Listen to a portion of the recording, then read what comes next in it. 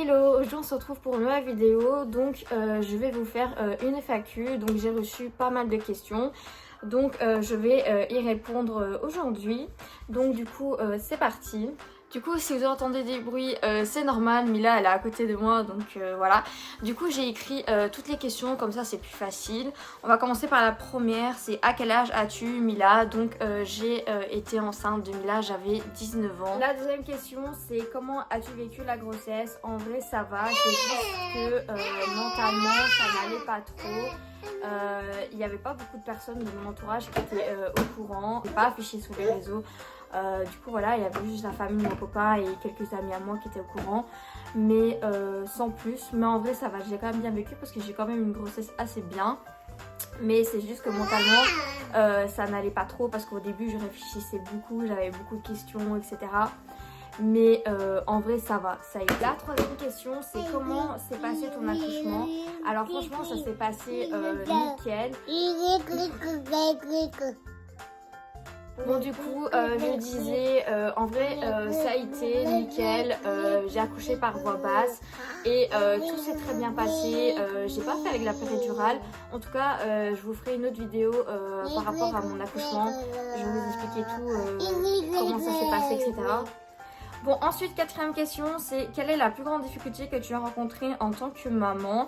Alors moi je dirais la dépression postpartum pardon, les nuits et les coliques parce que moi j'ai eu un tout petit peu la dépression postpartum au début mais ça n'a pas duré très longtemps. Donc je l'ai un peu mal vécu mais bon en vrai ça va.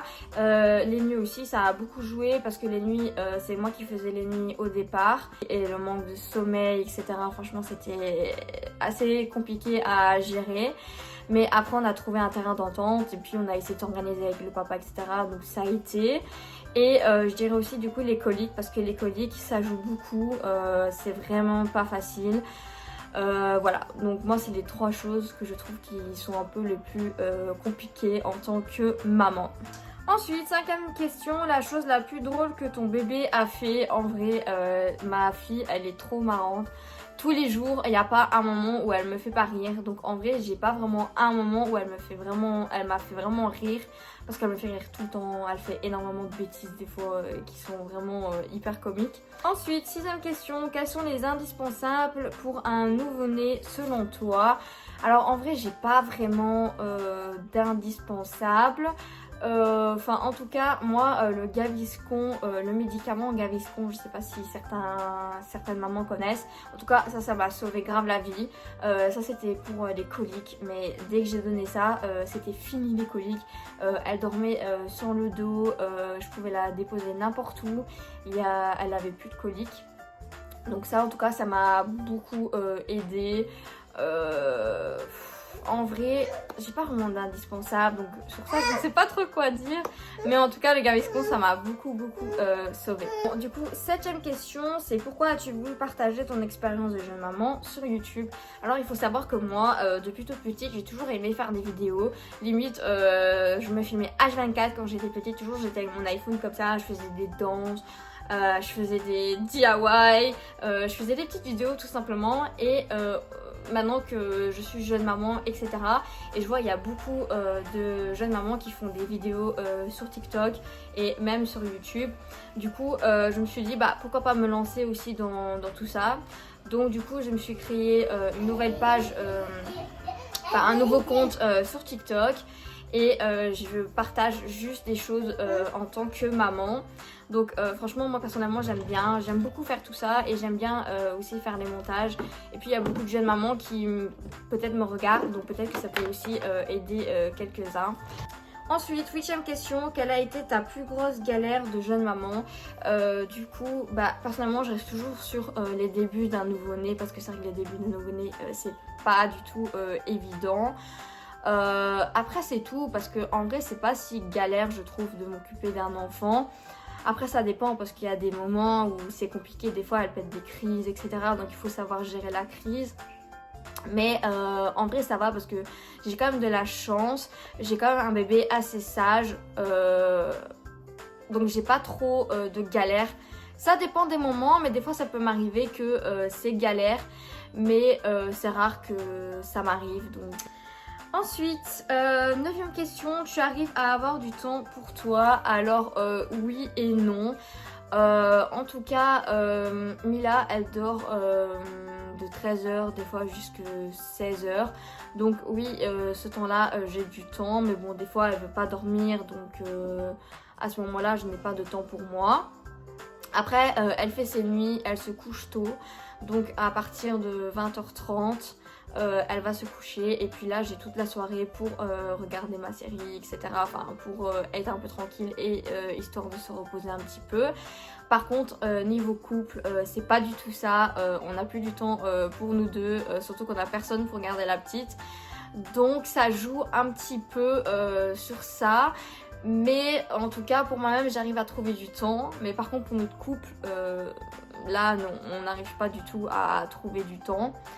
Mais bon, ça va, c'est pas pour autant que c'est compliqué, on a l'habitude. Ensuite, 10e question, quel message aimerais-tu faire passer aux jeunes mamans? Alors moi je dirais de ne pas écouter les autres, parce que ça c'est comme ça quand on est jeune maman, on se tape beaucoup de critiques. Écoutez toujours votre instinct de maman parce qu'il n'y a que vous qui savent ce qu'il y a de mieux pour votre bébé, je pense.